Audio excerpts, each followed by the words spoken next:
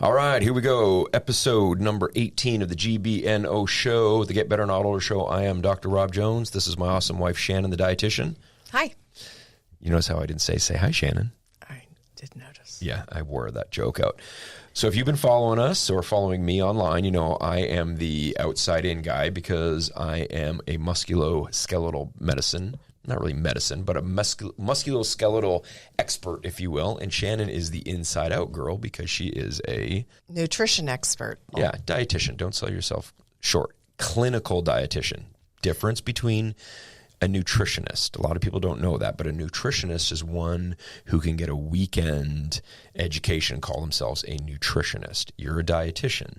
You took many, many years of university. You wrote board exams. You're state and domestically, federally certified through a board. So there's a bit of a difference. And you worked in a hospital in a clinical setting. So that's why I like to say clinical dietitian, because it just takes a little bit more education. So There's my kudos to you. Okay, so I'm the outside in, she's the inside out. And Shannon's been talking a lot lately about inside out stuff. I'm going to take over this one, because I love to hear myself talk. And Shannon loves that too, right? Mm-hmm. But I think this is an important topic because really what we've been seeing in medicine, and I really think it's been going on for quite a while, but it's really taken hold in the last 5, 8, 10 years. And this is really, when I came out of school in the early 2000s, 2001, there was an art to diagnosis. We were taught something at my school up in Canada called differential diagnosis, and my school was big on it, and I think it's really helped me clinically to be an accurate clinician, and that is somebody presents to you, okay? In my world, let's say it's a low back problem. So you put in a basket everything possible that can do with the lower back. Is it a tumor? Is it a skin growth? Is it a bone problem? Is it a muscle problem? Is it a cartilage problem? Is it an infection? And as you go through your history and examination, which takes time, you start to pull out the things that, rule them out. You just rule them out. Okay, so the person's not having night sweats and you have a clear x-ray and MRI, then we know it's not cancer. The skin looks fine. It's not red and hot and swollen and they don't have a fever. We know it's not an infection. So you rule it down based on these criteria. And to me, that there's an art to that. And it takes not only skill and experience, but it takes observation and time.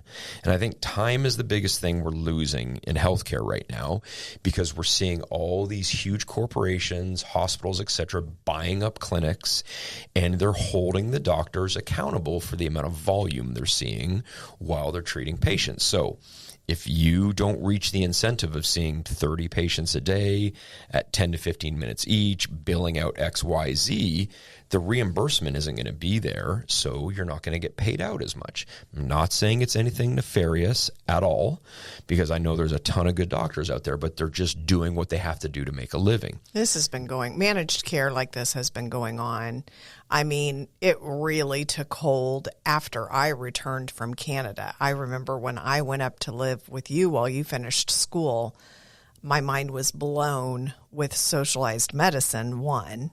That's a whole and I always topic. thought managed care was absolutely horrible. I always felt like we were going down the rabbit hole of just terrible quality of care. That is what I always felt. Then I experienced socialized medicine, and I don't think it gets any worse than that. As I said, that's a whole topic. Everybody for another thinks day. We want that. No, I we have don't. news for you. We do not. No, we don't. I experienced both, worked in both, and I assure you it is not what we want. Yeah. So I digress, but my point is that is right when HCA and all of those managed care groups were taking over. I need a timeout. Explain what managed care is. It's exactly what you just said, where there are groups buying out doctors instead of it being under the hospital. Or let's say a group of doctors get together and say, let's just locally own our own clinic and have rights to the local hospital. It is a company coming in and buying up all the doctors and then also buying up some of the hospitals too. Right.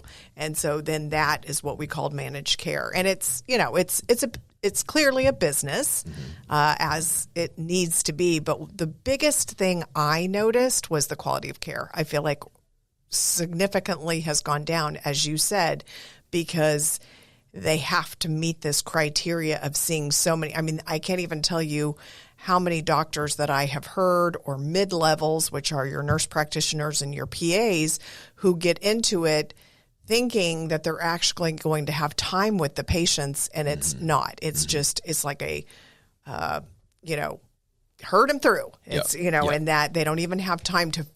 A lot of the doctors who have gotten out of that field, the Western medicine field, and gotten more into functional medicine, it's because they were tired of being told how to practice based on insurance reimbursement. Right. And that's the sad thing. And that's what we've done here. Since our move to Florida, I'm no longer accepting insurance. And I used to follow the 30-minute, 15-minute model for a new patient back in Kansas, and I had an extremely busy clinic. I was booked out weeks on end, every 15 minutes, every single day, unless it was 30 minutes for a reevaluation and a new patient, which is an eternity. Most people, even with a new patient, doing what I do, or on the medical side, 30 minutes, I can't tell you how many practitioners go, you got to cut that down. I mean, you're not going to be able to see enough people. And to me, that was minimum of what I needed to see, because I had to take a thorough history, I had to do a thorough exam, and then treat on the same day. And a lot of people won't do that in my world. Now, medical doctors will, especially if it's sick care. But also, you do not practice like a chiropractor. Like, I mean, you're not in just crack, crack, crack, and then sending them out. I mean, there was actually, I remember when you first started practicing that somebody tried to get you to go to some seminar where they were teaching you how to herd the patients through and like get them in and out of your office in 5 minutes. Yeah, I walked out of the seminar. It was a really close friend of mine, who I won't mention his name, very successful, very good chiropractor, but the model was not for me. I went down to San Antonio when we were in Kansas, and it was a 2 or 3 day seminar. I left after the first morning because one of the speakers literally said, and I'm paraphrasing, but it was basically this: if your patient tries to tell you about their fishing trip or their kid's baseball game or whatever else, it's not about that patient. It's about how many people you have in the waiting room. So they had hand signals and gestures to basically get people to shut up. Well, I remember you said it was like you throw the paper away, and the garbage can is by the door, and you start to reach for the door, which signals to the patient time's up. Yes. It was like this whole corny process that you were like, nope, this is not how I'm going to practice. Well, because my undergraduates in exercise physiology, kinesiology, and athletic training. So I was used to rehabbing patients, like working with somebody for 20, 30 minutes on exercise. Yeah, doing adjustments and doing active release and stretching and all that, but doing active care where the patient is actually active doing work. And if you look at the research, specifically with lower back, the best outcome for lower backs, regardless of what type of lower back problem it is some sort of passive care, an adjustment, muscle work, whatever, and then an active component. Without the active component, healing times are way longer. And I just looked at that going, I want to make money to support my family, but to me, that's not quality of care. Now, again, not trying to knock it. It's just my comfort zone. Okay, I can't do that because it's just not me. I want to spend more time with people, and I want to fix them in a way that's comfortable with me and what my expertise is. Now, there's a lot of people that get help with that, but it's just not for me. But I want to go back to something for a second, and that is the managed care model, and that is basically, again, I'm not against for-profit medicine. Okay, we do that. That's what I do. That's what you do. We're making our living off of helping people, but we're doing it in a way that is in our comfort zone, which is fine. And again, I'm not trying to tell people not to do certain things. If they want to go to a doctor and they like that doctor and they spend 2 minutes with them or 5 minutes or 15 minutes, great, do that. I'm just telling you from my perspective, and I'm in my 26th year, I don't think you can get completely healed with that short amount of time. Well, That's all can I'm I saying. tell you something, that being married to you in those total of, well, more than 26 years. 26 long, long years. Well, not really married that many years, but with you, hearing you come home and talk about all the misdiagnoses and the like just people who missed things and have been getting improper care for 6 months up to a year, Yep. and that they were in your office and you figured it out on the first visit. I can't even tell you. Well, I will tell you. It is you lately have been complaining about it more than ever. Yeah. But you historically have always complained about you're in disbelief that whether it be doctors or physical therapists or orthopedists or whatever are missing such simple diagnosis when it comes to. Do you remember what I told you over dinner last night? We don't ever talk about names, okay, because it's HIPAA non-compliant. But remember what I told you last night? I had a patient that I've been treating on and off for probably 6 months, and I don't have staff anymore like I did back in Kansas. I book my own appointments. People text me, and she texted me, and she said, I'm in a really bad way. I need you to see me. I've strained my glute. And I said, no problem, I can fit you in. So I fit her in yesterday, and I said, how did you strain your glute? And she said, I don't know, but I went to my massage therapist, and she diagnosed me with a strained glute. Right away, there's a red flag, because nowhere in massage therapy training are they taught or allowed to diagnose. Exactly. Okay. Stay in your lane, people. So that's number one. And again, not knocking massage therapists. I know. No, but they need to know that part of this is that we've got coaches who are diagnosing. We've got people who do not have diagnostic training are putting these thoughts in people's heads. That's the problem. And then it gets worse with Dr. Google. Yep. And then they pigeonhole their diagnosis, and So this is a great segue. So this leads in, well, let me finish the story, and then what my friend, well, you know Lisa back in Kansas, shout out to Lisa if she's listening, she used to call them fairy stories, where people would come into her and say, oh, my massage therapist told me I had XYZ. And she would look at me and go, is that true? And I'd say, well, send them over. Let me look at them. And again, not that I'm any smarter than the next person, but I'm trained to do this. Massage therapist, again, be careful. If you're going to a massage therapist and they make you feel great, keep going to them. I'm not saying don't go to them, but I'm saying they're not trained to diagnose. So back to this patient. If you have a strain to a muscle, more times than not, 99.9% of the time, there's an incident that happens, okay? You're running, you're walking, you fall, and you go, oh, man, I just strained something. She had no incident. And the telltale was she had this aching, radiating pain in her buttock that went down to her mid-hamstring that only occurred when she sat. Sciatica, okay? And I'm not trained to diagnose, but I know that. You just heard me talk about it forever. Here's the thing, folks. If you have pain when you sit, that is an aching in your back, aching in your butt, aching into your hamstring or down your leg. When you're driving, when you're sitting on your couch, when you're sitting at work, and you get up and you walk around and it goes away, that is 99.9% of the time a problem with the lower back, most likely a disc, pushing on the sciatic nerve or pushing on a nerve, creating sciatica. So I examined her when she came in. And I told her that, but she was convinced she had a glute strain. She argued with me. Not argue, but she was like, but I was told I have a glute strain. And I said, I understand that. Let's go through the testing. I glute max tested her, okay, under hard resistance because she's pretty strong. I glute medius tested her. I glute minimus tested her. I piriformis tested her. Everything in that area I tested. And if there was a glute strain, it would have been painful on activation. She had no pain. And then I did some ameliorative, easy for me to say, or fixing stuff exercise. That's a better way in the layman's terms to say it. And her pain went away. So that tells me it was out of the lower back. So again, this is what happens when we are symptom-focused, not cause-focused. This is another thing. The massage therapist has a cold laser, and she put cold laser on her glute where she thought it was strained. and said it was a strain. Now, a cold laser is not going to do any damage. All the laser does is it basically puts a light in the area and it increases cellular function. That's all it does. So you get like DNA replication and more cellular synthesis and But all did that cost her to have that cold therapy? Yes, absolutely. It was like another $25 on top of the treatment.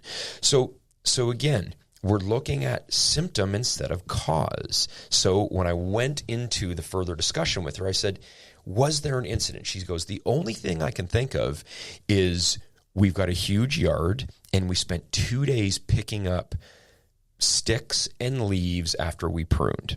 There you go. She was rounding her spine. She was rounding her spine, and repeated flexion we know causes lower back issues. So she told me her diagnosis, okay, because I took the time to ask her questions because I allow enough time with my patients. So this is leading me into the whole symptom thing. We are this symptom-based diagnostic society right now, and it drives me mad, okay? There's a lot of people like me, and I've learned from some great ones. And if people want to know who those great ones are in different cities, message me and I will tell you, because I'm not the smartest guy out there. I'm just pretty good at putting myself in front of the smart people and taking what they say and melding it into my style of practice. Because I'm not the smartest guy around. I'll tell you that right now, and I'm sure you can corroborate that. I actually disagree with you. You're one of the smartest guys I know. I thank you, love you, but I think I'm just decent at what I do because I've been doing it for so long. I always say this. You're not decent. You're amazing at what you do, and you're doing what you were put on this earth to do. Thank you. I mean, everybody has always heard of these amazing doctors. They're, whether they're out in Beverly Hills or wherever they're whatever, somebody has to be their wife or spouse. I just happen to be your spouse. So people will say, oh, well, it's because she's married to him. I can guarantee you every single one of your patients who you've helped would tell you, because they call you the miracle worker, you 100%, because you take the time and you're smart and you know what you're doing, you have the ability to help a large percentage of your patients. Have you missed some diagnosis? Sure. Every doctor does. Yep. But I would say, how many messes have you cleaned up? A lot. To help people who couldn't find help for years other places. A lot. So that means you're really good at what you're doing. You love what you're doing, and you're doing what you were put on this earth to do. Thank you. Now let's move forward. All right. Checks in the mail. Okay. That was good, right, Eric? Young Eric is laughing at that. And anytime I get a laugh, I'm happy because I think I'm funny, but Shannon doesn't. So I digress. Okay. So we are a symptom-based system right now. Okay. And I want to talk about some of the symptoms that people are being labeled with, and then they pigeonhole themselves into this diagnosis, if you will, which I call more a label than a diagnosis, and then they think it's over. I've got arthritis. Talk real quick about where the majority of these diagnoses are coming from? Everywhere. I mean, think about the explanation the example I just gave you. Massage therapists are diagnosing people. Okay, so I would say historically over the years, massage therapists have been a culprit a lot of the times. Yes. Yoga instructors have been a culprit, or exercise class instructors have been culprits a lot. Instead of the yoga instructor going, oh, you hurt there during that move, you should go see somebody. What I'm seeing a lot back in Kansas, in Toronto, and here, and I'm sorry, I'm not trying to throw anybody under the bus, but you got to stay in your lane, okay? Mm-hmm. I can't do orthopedic surgery, so I don't tell people I can, but I am licensed to diagnose, okay, in a couple different countries and a couple different states, so I can say this firmly that if somebody comes in, I can figure it out. If I can't, I'm going to send them elsewhere. I'm not going to say, oh, yeah, that's your sacrum is rotated, or this is what I get a lot. My back hurts. I was told one leg is longer than the other, or one leg is shorter than the other. And that is a symptom, not a cause. Yes, you can have something called an anatomical short leg, which can cause some symptoms, but more often than not, unless you're having to wear one of those big elevated shoes because you had like a growth abnormality in utero, those are symptoms. And those instructors should be going, oh yeah, you hurt there. I got a good person to go see, or go see your doctor, or go see whatever. The message here is, it's really interesting because in the medical field, we are taught to refer. Yes. If you cannot properly diagnose and properly manage a patient, and it's not in your lane, scope of practice, then you refer out. It's interesting how other, massage therapists they're not professionals. They didn't get, they don't have a professional association that's watching what they do. You're going to make some people mad here. I mean, because they get certifications and they have to be Certification is a whole different thing than being held to not being able to practice because you're board certified, because you're practicing outside your scope. 100%. This is the problem, that they're practicing outside their scope, and they need to be able to say, "Ooh, I'm so sorry you're hurting there. I sure hope something you've done, did in this class did not cause that, but I suggest you go see so-and-so. He's really good, or she's really good." Yeah, 100%. And having a referral pattern instead of trying to diagnose people that you have no credibility to diagnose. Well, and this is what happens, and I can't tell you how many times, literally hundreds of times, people coming in going, "Oh, my Pilates instructor told me my back is my sacrum, or my back is my pelvis." And because the location is where it is, it's maybe right there where your sacrum is, which is that upside down triangular bone in the small of your back that you kind of almost sit on. But instead of going, it hurts there, I don't know what that is, it's almost like you're trying to enter this realm of clinician without being clinical. So again, I don't want to beat the dead horse there, but it's happening in the medical field as well, and people are being labeled. And I want this to be really an eye opener for people, because I want them to stop thinking of their diagnosis as their label. Okay.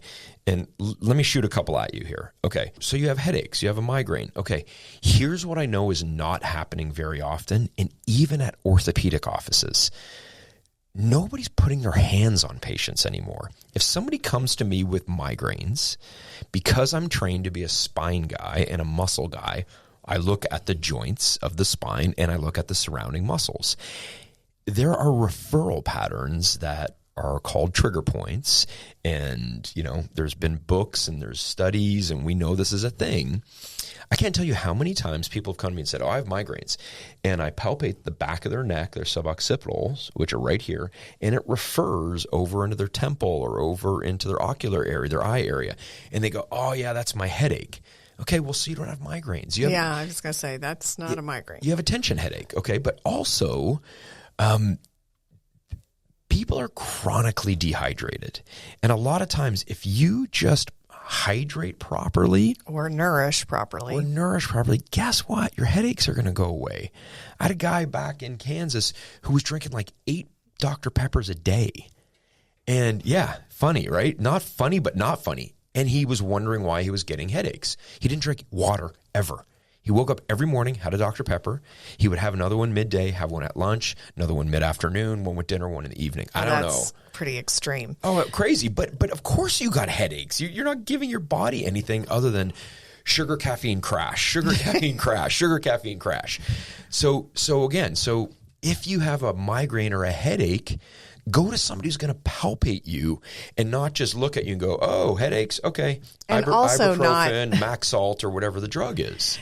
Also, not just go to somebody that go, "Oh, you just need to be adjusted 3 times a week for the next 6 years." Yeah, well, I mean, that's another issue. I don't want to rag on my profession, but that's a whole nother podcast. I know. Sad that I have to say that to a lot of patients, because I hate this, and to the other chiros that are listening out there, we have this stigma, and I know it's not nefarious. I know a lot of chiros that are awesome, and they believe in adjustments a lot.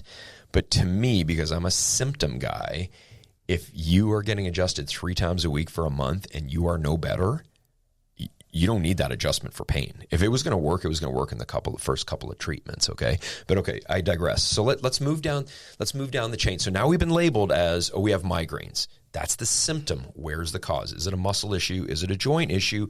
Is it a food or hydration issue? That's number one. You're going to say something? Yeah, I mean, I'm just going to say, but that's where it stops in a medical office. 100%. They are not asking, well, what are your symptoms? When does it happen? Or doing, it's just like, let's see, let me get out my prescription pad and let me get you something for, And follow up in 6 weeks. And if it doesn't go away, we start thinking intracranial. That's what I see pattern-wise. So what do? They get a brain MRI, or they get or they get a CT MRI to make sure they're ruling out tumors, which pretty damn good to rule out as a tumor.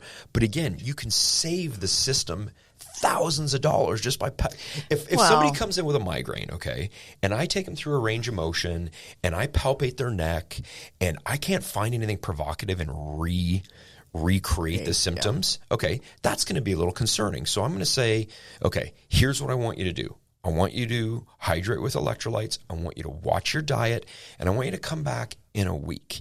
If that doesn't change at that point, then I may think of something nefarious or something dangerous going on, okay? But that's when they're doing that, they're going for the biggest thing first that is going to get them in trouble with malpractice or liability. That is why their brain, that's why they're having to do 100%, that. 100%, because God forbid you would not want to miss a tumor and have somebody pass. And then obviously that's the most important thing, but also you don't want to get sued. Yeah. Okay, so let's move down the chain a little bit to the neck. Can't tell you how many people come in with neck problems and they're chronic in nature. They never get better. They get adjusted, they get massages, and they feel better for a day or two, and then it comes right back. And I say to them, has anybody ever talked to you about your neck position? And I don't know if the camera's on me right now, but, they're like this with this anterior head carried position where their neck is just jutting forward, where the chin is jutting forward. And then wait, you're missing it. Now look down and look at your phone. Oh, yeah. And then of course they're here all day, but you see all these elderly people, especially walking around here in Florida where the shoulders are here and the head is like 6 inches ahead. And it's turtles. Like, no wonder your neck hurts. So what do? They go and they get an x-ray and they go, oh, you've got degenerative disc disease, which is not a disease, people. It's a symptom of what you're doing with your spine and your posture. You get stronger and you build your anterior stabilizers to bring your head back. And then you do some thoracic work, because guess what?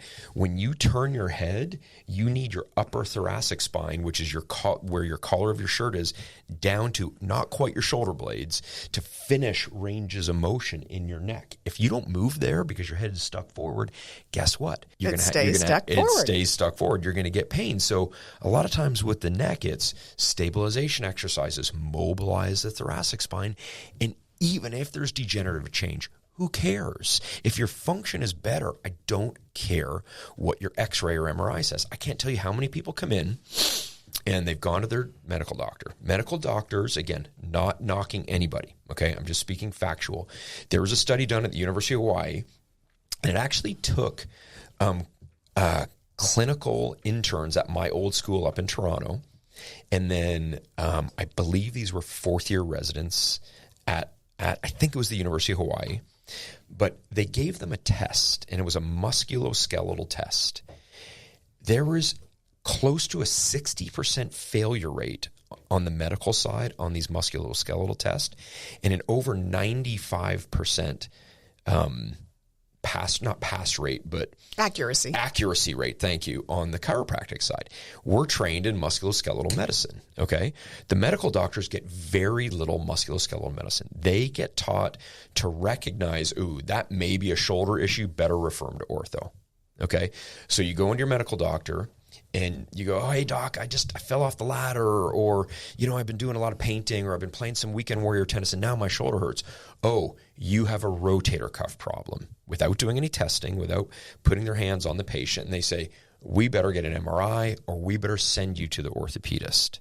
And some of the good ones will say, oh, it's probably just, a little shoulder strain or something. Let's send you to somebody like Rob or to a physical therapist or whatever, and they can get properly worked on and feel better. But more often than not, the medical doctor goes, ooh, that's musculoskeletal. That's out of my purview. Send them to ortho. So what they do is they go to ortho, and They often see a mid-level, which is a PA or a nurse practitioner. They don't even see the orthopedist because they're super busy. Unless it's a surgical case, then they'll see the orthopedist. I can't tell you how many times people are going to the mid-levels and even going to the orthos, and they don't put their hands on them and test them. They X-ray them, they MRI them, and then they look at the scan and go, aha, right here, you've got a partial tear in your supraspinatus. We better inject it. We better whatever it. We better do surgery on it, instead of going, okay, you've got a little tear in your supraspinatus, but most people at your age, over 40, over 50, do anyways. Why do you have a little tear in your supraspinatus? Is it because your infraspinatus is weak and it can't stabilize the shoulder? Is your scapula not moving right, which is your shoulder blade, because your traps are weak? Is your serratus anterior not firing, creating better upward rotation of the scapula? They don't look at that. That's what people like me will look at to see where the biomechanical fault is that's creating the repetitive strain on the supraspinatus.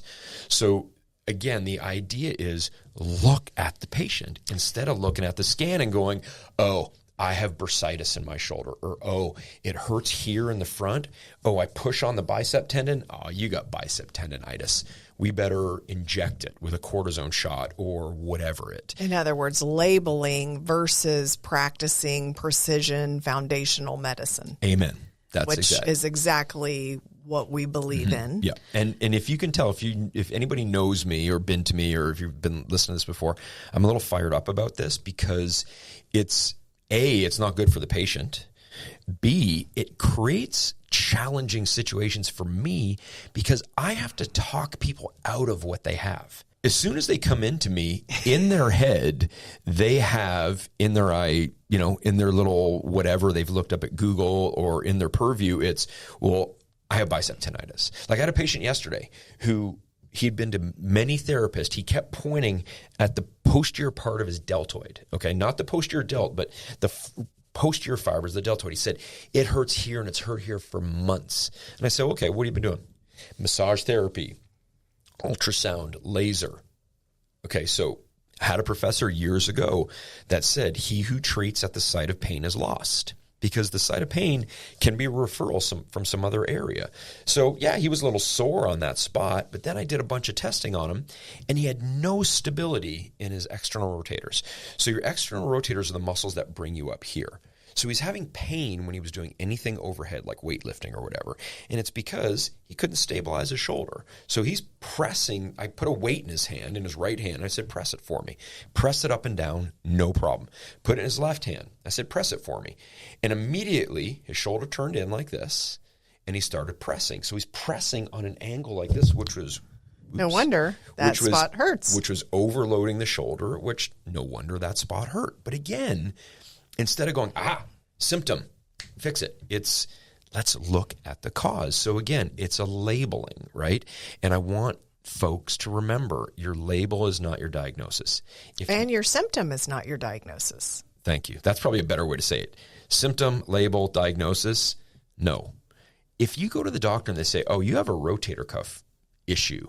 Now, if you've fallen off a ladder, okay, or if you slipped on ice and you fall in a certain way and you blow your rotator cuff and you can't lift your arm, and they MRI it and you've got a full breadth tear of your rotator cuff, we know the cause, okay? But I'm talking something that you've dealt with on and off, and you kind of mostly have decent function, but every time you play tennis or play with your kids or whatever, your shoulder hurts, and they say, oh, it's a rotator cuff. Ask them why. Ask them which rotator cuff muscle, because there's 4 of them, okay? There's not just one, there's 4. Say, which one is it and why? What's going on and how am I going to fix it, okay? Challenge them a little bit, and it may take them out of their comfort zone, but it's not that they don't care, but they're not equipped. So say, who can I go to get this fixed from a foundational standpoint? Okay? I don't even know if they're going to know. It's really kind of sad, the state of... healthcare. I continue to lose faith in the way that medicine is practiced, unless. Well, listen to what you're saying. How medicine is practiced. What is medicine now? It's pharmaceutical medicine. Yeah, I mean it's all symptom relief and pharmaceuticals, to address the symptoms. Right. Whereas, really, what we're trying to get people to be as an advocate for their own health. It's sad that it has to be this way because you're going to the doctor and you think that's going to be your advocate for your health. The problem is they don't have the proper time to do it the right way. Therefore, people are going year to year stacking injuries that are not addressed properly. Yeah. I mean, yesterday alone, I saw 5 or 6 couples that I was like, I don't want to be like them when I'm that age, where they could barely walk to the car or to the bathroom, and they did not look that old. I know, it's sad. And so I just, again, it's all of our get better, not older stuff, meaning if you are properly diagnosed and we're using foundational precision medicine, meaning what is the cause? Let's go way back. Who cares about the symptom? Why is that way? And what type of testing can be done? Yours is a manual testing, whereas I'm doing more inside testing to find out what's your body trying to tell you. Something is wrong. This is just an outer manifestation of what's wrong. It's giving you a signal something's not right. Let's not just get a medicine to cover up the problem. Let's actually find out what your body's trying to tell you. So I wanted to touch on a couple of more things, but this is a good segue. So inside out manifestation, okay? Rheumatoid arthritis. Okay, that's one. That there's a brand of medicine, or I shouldn't say brand, but a specialty called rheumatology. And rheumatologists diagnose things like rheumatoid arthritis, psoriatic arthritis, lupus, ankylosing spondylitis. These are all diseases of what they call the autoimmune, right? Yes. Meaning when you get a cold, the virus enters your body and your body goes, hey, foreign invader, and it creates a little army to attack the new foreign invader. After a few days, a week, you feel better, okay? With an autoimmune situation, something is being exposed inside or outside of your body, and your system is seeing it over and over and over, and your immune system on this autoimmune situation goes, I don't know what the invader is, so instead of creating an army that is designed to kill 10 things with, 20 attackers, I'm going to create 100,000 attackers to kill these 10 things. And then it doesn't recognize what to get. So what does it do? If it's rheumatoid arthritis, it goes to the joints. If it is psoriatic arthritis, it goes to the skin and causes lesions, but also can go to the joints. And so what do? We go to the doctor with these plaque lesions on our skin, which is, the psoriatic, flaky, itchy lesions, or you see on TV and you go, oh, look, yeah, they have that stuff too. Oh, I can take this medicine. Awesome. I'm going to feel better. Instead of going to somebody who does what? Well, there are tests. Right. That we can find out why that autoimmune reaction is happening. That what that is just how it's manifesting. Right. But if we know how to properly test somebody's, let's just talk about the reality, their microbiome. Most often, that's where we can find the foundational reason that is that chronic inflammation has manifested in that way. Right. So microbiome meaning the bacteria in the gut that we know more and more every year about that controls, mental health, physical health. They've tied it to everything. But the thing is health, like weight. Everybody has to realize that it's the body's response, and everybody is going to manifest in different ways. Right. And it's that chronic inflammation. It's what you and I have been talking about for our Get Better, Not Older, is trying to find out why are you inflamed, what's causing it, and then mitigating it if it needs to be mitigated, and then how do you live so that it does not control your life. Right.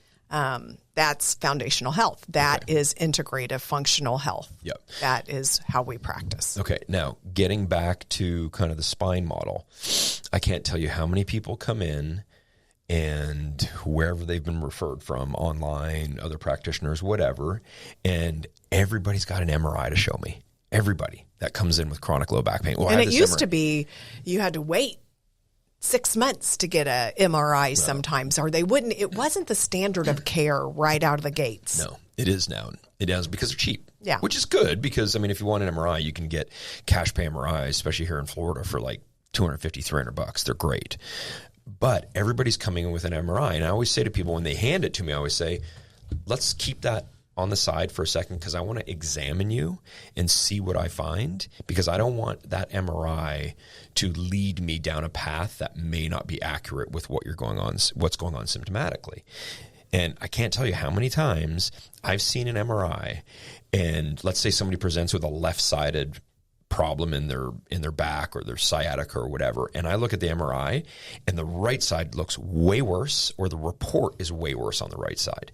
If I followed that, it would match the clinical setting. So it just goes to show, we know that people are walking around with back issues that are asymptomatic, that if you look at the MRI, you'd go, ooh, that person's in bad shape. But because they're moving, because they're strong, because they're eating an anti-inflammatory diet, and they're doing the right things, they have no pain. And that's why it drives me nuts when people come in and say, oh, yeah, I have degenerative disc disease. Okay, how about our daughter's friend that was here for spring break last week? Mm-hmm. We're sitting on the beach, and she goes, Dr. Rob, you got to help me with my back. She's, how old is she, 21? Two. She said, I got diagnosed with degenerative disc disease when I was 17, and they told me I shouldn't run anymore. They told me I shouldn't swim anymore. I should never lift weights. So you're going to tell a 17-year-old who has, quote-unquote, degenerative disc disease. And I said, did they say severe? And she said, no, they said it was mild. Okay, so let's rewind. Anybody who's been athletic, once they get into their late teens, is going to show some degenerative change. We probably should mention she was a gymnast. She was a gymnast, but still, I mean, I've seen gymnasts. So anybody who's been athletic is going to show some breakdown in their spine. But again, just because it's a little bit broken down, it doesn't mean it's a death sentence. And to tell somebody, oh yeah, no more swimming and no more running and no more this and that, it's the worst advice you can give them. So basically what you're doing is you're saying, stop moving and be afraid to move. Now you're creating this situation. They're afraid of their back and they're labeled as, oh, I have a weak back. But you've not given them any strategies. Oh, and by the way, I asked her what she does. She was doing all the wrong strategies. So they label her, and then they don't tell her the foundational problem that's causing the back to break down. And what it was imbalance in exercise. She was doing, which I see a lot in youth sports, repetitive lumbar spine motion, which again, and here's another situation. You mentioned this earlier with Pilates instructors and massage therapists. We have coaches now because youth sports is monetized, and a friend back in Kansas City listened to a podcast, and I thought this was genius. He called it the youth sports industrial complex, which it really kind of is, and we've experienced it with both kids. You have cheer coaches, dance coaches, volleyball coaches, football coaches, baseball coaches, all across the board that know their sport really well, but think core work and strength is really important for said sport. But instead of bringing somebody in who's really qualified to teach that takes money from their own pocket, their own club's pocket, right? So they go on YouTube or whatever else, and they look up programs, or they say, we did this back in the 80s when I was an athlete. And they have them doing all this crazy backbreaker stuff that, you know, my theory on this. And in this case, and hundreds of others that I've seen, it leads them to these back problems. Yeah. But she was never told, okay, this is your back problem. This is what we need to do now to get you out of pain. This is what we need to keep away from you, and this is what we need to introduce to keep you healthy. It was never given. Okay, she was given some physical therapy. She was given an injection in her lower back, which she said didn't help. And guess why the injection didn't help? Because they didn't stop the offending activity. It's like letting a scab form over a cut, and right before it's ready to fall off, you pull off the Band-Aid and scrape it off and it bleeds again. I mean, no wonder the shots don't work, because you're not stopping the offending activity. So again, the label of degenerative disc disease, or another one is stenosis. You know, a lot of these older folks come in with oh, I was told I have stenosis. Okay, well, stenosis is a narrowing of certain areas of the canals of the spine, okay? And it can be debilitating. So we've got a lot of older people that, especially here in Florida, that come in with stenosis, and it labels them, oh, you've got stenosis. You're screwed now. Good luck. You're not going to be able to ever walk again. Or if you do walk, it's going to be painful, and you should only do this. You should only do that. You should never lift weights again. And that's a thing that drives me nuts when I hear other professionals say to somebody, oh, you should never do this or lift that weight or whatever. So what? So we're just going to be weak, right? We're just going to succumb to this, and we're just never going to get out of the armchair again. Is that what we're going to do? Just like anything else, if you find the root cause, you can get stenosis better. And I've got case after case after case that I've gotten them better. You just have to know the right strategies to work with them. And if they're willing to put the work in, which they do, and I will guide them through, and I got patients all the time I tell you about where they couldn't barely make it into my office from their car because their sciatica was so bad from stenosis. And then I spent a couple weeks, maybe 6-7 treatments or less, teaching them how to do proper core work.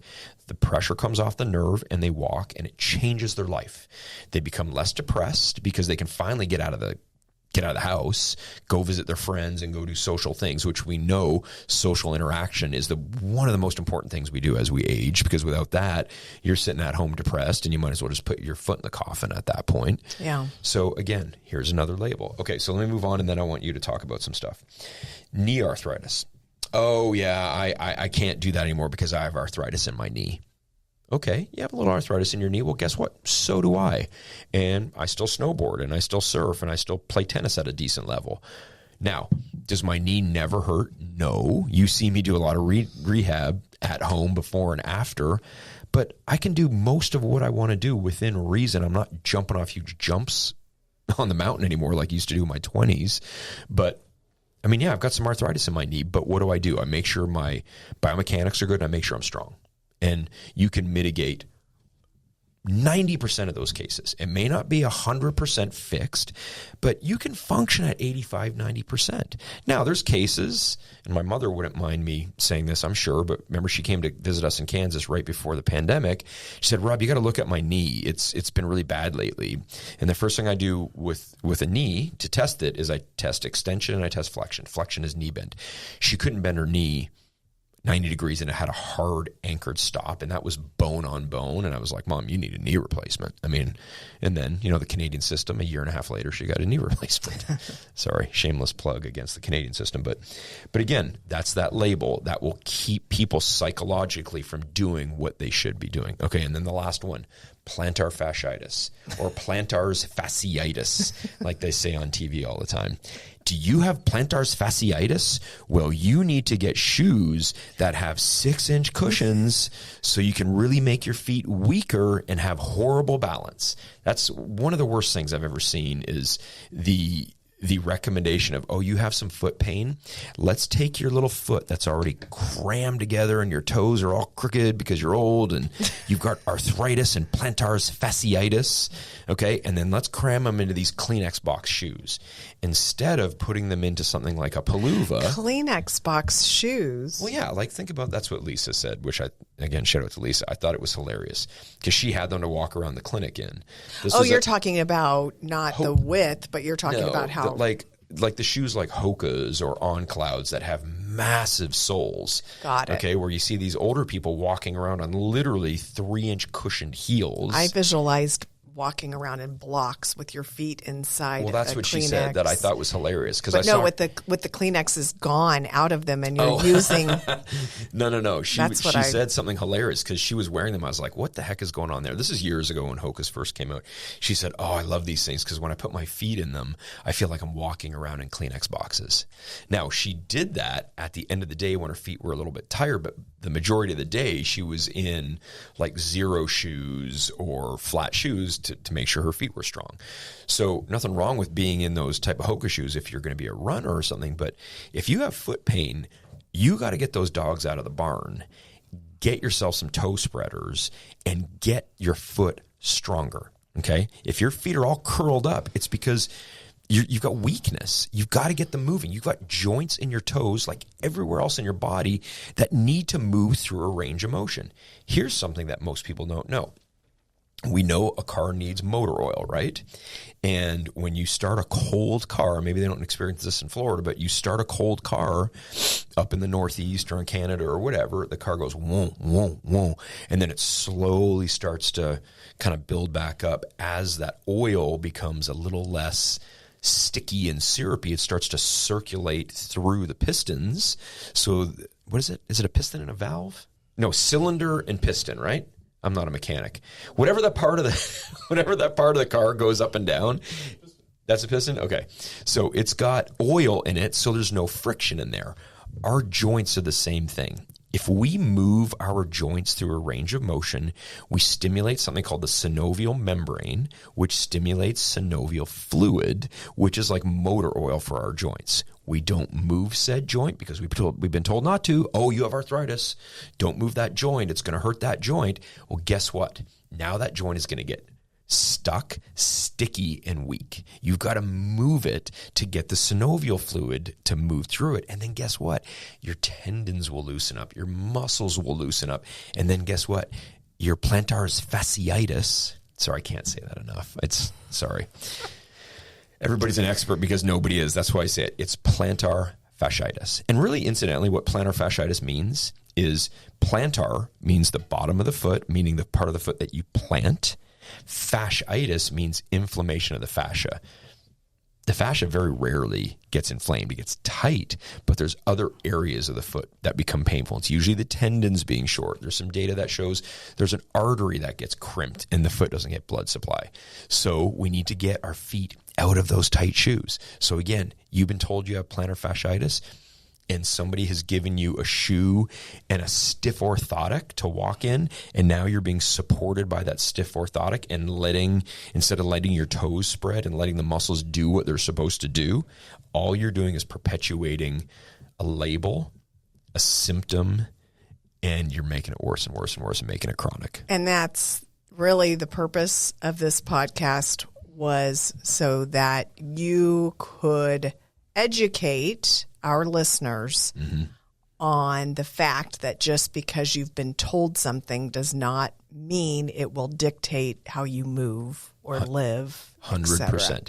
If somebody says you have plantar fasciitis, knee arthritis, hip arthritis, degenerative disc disease in your neck or back, ask them what you can do, who you can see to help you move better.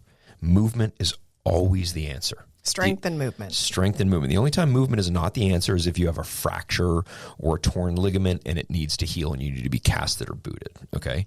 Movement is the answer. And if somebody says, oh, you got plantar fasciitis, you should not walk, then you need to go find a different practitioner. Yeah. Because anybody who tells you not to move really needs to go to another profession, because movement's medicine, and I can tell you this clinically, it's helped thousands of people, but we know because of the human condition, we have to move. The less you move, the less you're going to move. Yeah. Period. The end. Okay, I need to ask you something that you see clinically, because I've monopolized this whole podcast, and I think I'm going to know the answer. What's one of the most common things that people will tell you that their doctor has labeled them with or quote unquote diagnosed them with? Yeah, I mean, we're going to wrap up this podcast, so I'll just say this quickly, because honestly, this would be for a lot of things. But IBS is probably one of the things I hear the most. And honestly... And what does that stand for? Inflammatory bowel disease. It's, or irritable bowel syndrome. Syndrome. Oh no. Really what it is a trash diagnosis to say we really don't know what's wrong with you, but you're having these symptoms, so let's try this slew of medication to try to... And honestly, all it would take was me doing a GI map on somebody to see what's going on in their microbiome, and we would probably figure out exactly what's going on. I recently had a patient who was having some resistance to weight loss. And no matter what we tried, he was, everything that we went through, had been on the GLP-1s, was not losing weight. And I said, there's got to be a reason. So we started doing a bunch of testing. And mind you, none of these tests are covered on insurance. So this is more integrative care. We're talking here functional care. But it's not really that expensive. It's not. When it comes down to chasing symptoms that, and you're going to go and you're going to get biopsy, and you're going to get an MRI, and you're going to do this, and you're going to run these labs and these standard things for standard of care. And it's not really going to tell you still at a foundational level what the problem is. And when you forgot colonoscopy, which is miserable, and then the medication, that's not going to work. When you look, even if you have insurance that it covers this, a lot of people don't want to pay somebody out of pocket because, well, I've got insurance anyways. Here's the thing. You're going to spend way more with insurance. Even if you've met your deductible, you're still going to spend hundreds, if not thousands of dollars on copays versus what does it get a GI map? $350? Yeah. Okay. And so this person that was resistant to weight loss, we did a GI map, found out that he has a lot going on. He's got a strep overgrowth. He's got a staph overgrowth. He has H. pylori, like what we call dysbiosis, meaning there's an imbalance of good and bad bacteria in his microbiome. Yep. So because we now know that microbiome pretty much rules the roost when it comes to our health, clearly, if that's happening, talk about foundational medicine, that's what we need to address first. Right. Fix that, and then all of a sudden they start losing weight. Wow. Yep. Shocker. And then the other thing too is people come to me and then they'll talk about skin conditions, whether it's their face that they have this rash or they're breaking out or they have the psoriasis or whatever. That is your gut. That is your gut every time. And it's very interesting how people will be resistant to spend the money out of pocket on a GI map that could absolutely clear them up versus going to a dermatologist who's going to say, well, we don't really know what that is. Let's biopsy it. Shows nothing. Then they put them on a slew of medications to try to see if they can get it, whether it be a topical or something that they take by mouth. This happened with our own daughter. I told her it was going to be a waste of time, that they were not going to be able to tell her. And then as soon as we did the GI map and we cleared up her gut, guess what? Her face got better. Yep. So I guess the takeaway here, and the inside out could be a whole nother podcast that we could talk about. Yep. But for foundational medicine, when it comes to internal, most everything, when you are having symptoms and a lot of autoimmune stuff, skin, resistance to weight loss, when you truly are doing everything you should be and not just trying to say that you are, but truly are, when, I'm guiding you through it and you're doing everything and it's not working, test your gut. It's called a GI map. We will have in the show notes an example of a GI map. You have to have a doctor order it, like you can order it for my patients.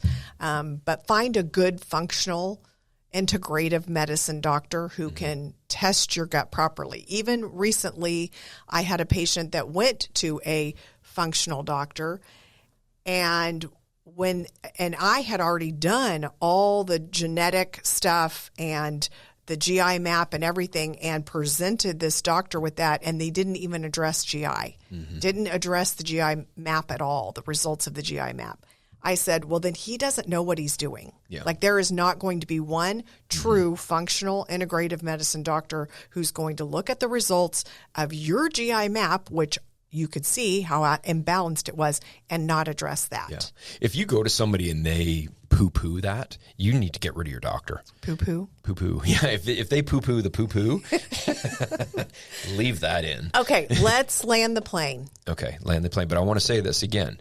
If somebody is seeing a regular practitioner and they are dismissive of the integrative stuff and they only want to put you on medicine, I think it's time to find a new doctor, because we have a boatload of data showing that inside out, proper management, proper diagnosis, and not labeling is really the key to how you heal your body and live the best life you can and get better, not older. And this is called precision medicine, Yes. meaning we're not talking symptoms. We are actually doing the tests that show you at a foundational level what your problem is, a genetic level what your problem is.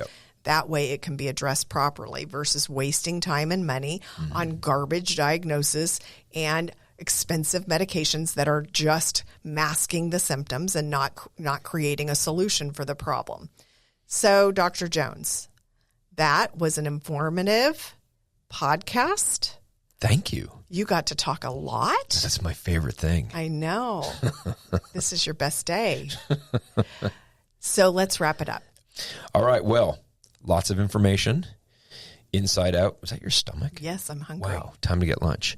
Lots of information. Inside out, outside in. So I think we're going to wrap up the GBNO show, episode 18. And again, I aptly labeled it or aptly titled it, Are You Being Diagnosed or Labeled? So maybe listen to this a second time because there's a lot of good information here. And if you see anything here that questions what's going on with you from the inside out or the outside in, you can reach out to us. You can ask us questions. We'll do our best to answer them. And then we can even direct you to somebody in your area. But anyways, so this is the end of the GBNO show, episode 18. Get better, not older.